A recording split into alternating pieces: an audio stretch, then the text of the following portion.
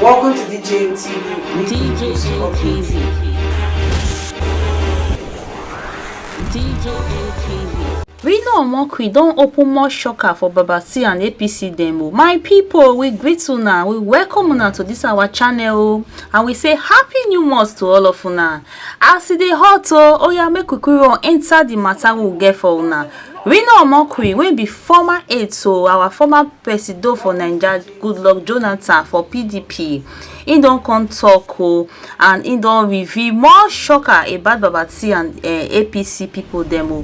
According to am for this interview wey he get for Arise News, he talk say Baba T drug gbege no be wetin go dey easy to sweep under the carpet. So he talk say only that one alone no even qualify am to be president for Naija.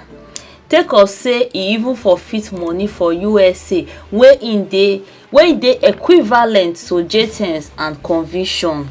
He still talk say Baba T no win for this past general election based on the mago wey dem do, na im dem take declare am winner.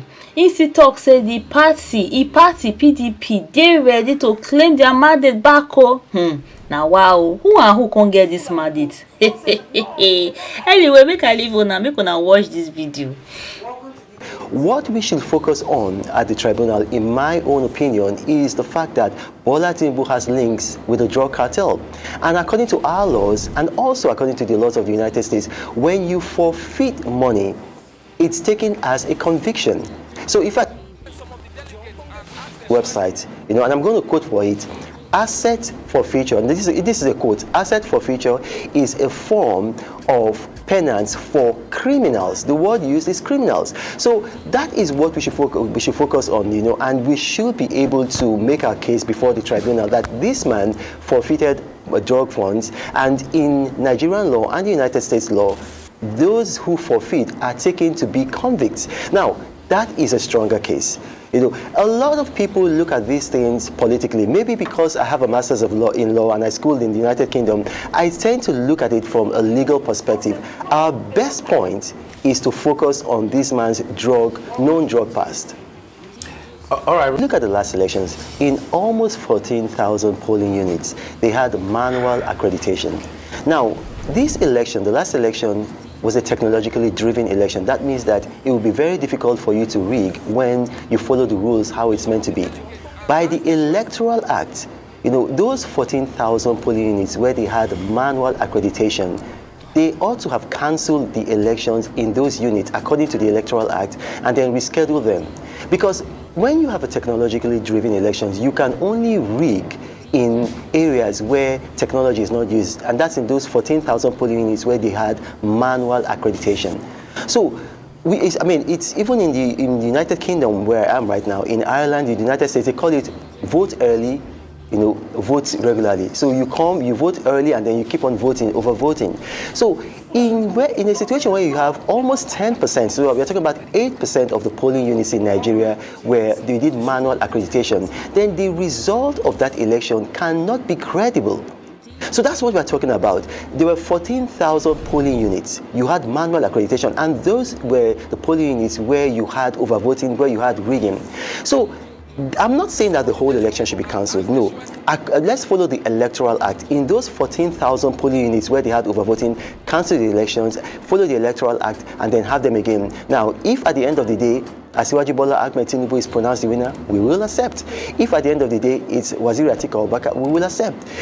Now to come to the issue you asked me specifically about Peter Obi, am I saying that Peter Obi did not win the election? Listen, Peter Obi, he did well, he did better than a lot of us expected. But if you look at Peter Obi, there was no way Peter Obi could have won the election. It's not possible because Peter Obi could not have gotten spread. I'm going to give you a very good example. If you look at all the Muslim states, Peter Obi did not win in one Muslim state. Come down south. In southern Nigeria, the most Muslim state in terms of demographic is Osun State. He didn't win there. He didn't even, make a good showing there.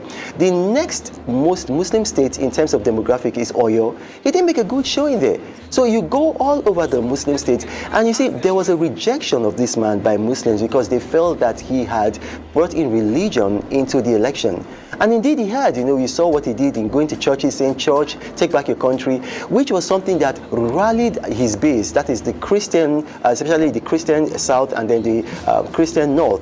But then it actually, made him repugnant in the Muslim North and in Muslim South. Now, coming over to your other issue, with the obedience, what the obedience have done, if you want to be candid, if you have candor, you really have to respect what they've done. Because in less than a year, if you recall, it wasn't up to a year. I believe that he joined Labour Party May last year, and we had the election in February. So this is a period of about 8 months, and in that period of time, this man has been able to galvanize a movement that was able to give him over 6 million votes.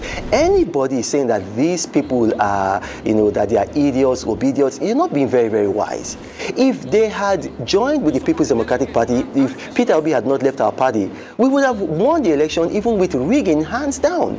So these people, they've actually been able to do something that is very, very commendable. In fact, I foresee that in future, in places like Harvard University, in places like Yale, in places like Oxford, people will study what Peter Obi did, because what Peter Obi did, he almost replicated what Emmanuel Macron did with his party. Emmanuel Macron built a new party, which is unheard of in France, and was able to emerge victorious. The reason why Peter Obi was probably not able to do that in Nigeria is because he, in Emmanuel Macron's case, he actually appealed to French nationalism. In Peter Obi's case, he made the mistake of appealing to religious sentiment. If he had not done that, if probably he had maybe appealed to other things that maybe unite us, probably he would have even won the election. But I can tell you, it is not possible that Peter Obi could have won that election. Only 2 people could have won that election, and I believe that if the votes in those 14,000 polling units where manual accreditation were cancelled, I believe that the PDP stands a very good chance of winning the election. My people, now don't see the video. Now hear what we no talk. Not be small thing. This we know is a bit talk where we not be small. Now here we for talk about Baba T. How Baba T not to qualify in the first place to even buy form. Talk about say when we run for presidency. Based on the whole kata we fair follow, based on the drug issue, dual citizenship and everything. For the end, he continues to talk about Labour Party, Peter Obi.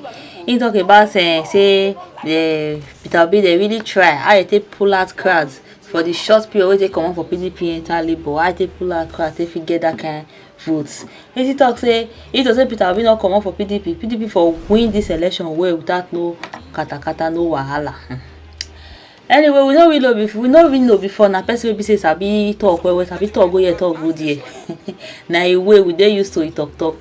Anyway, my people, make una drop una comment on our this whole matter make we no talk, and make una no forget to like and share this video so that those who never see am, make them see am, make them know wetin dey happen. Una do well. See you in our next video. Bye.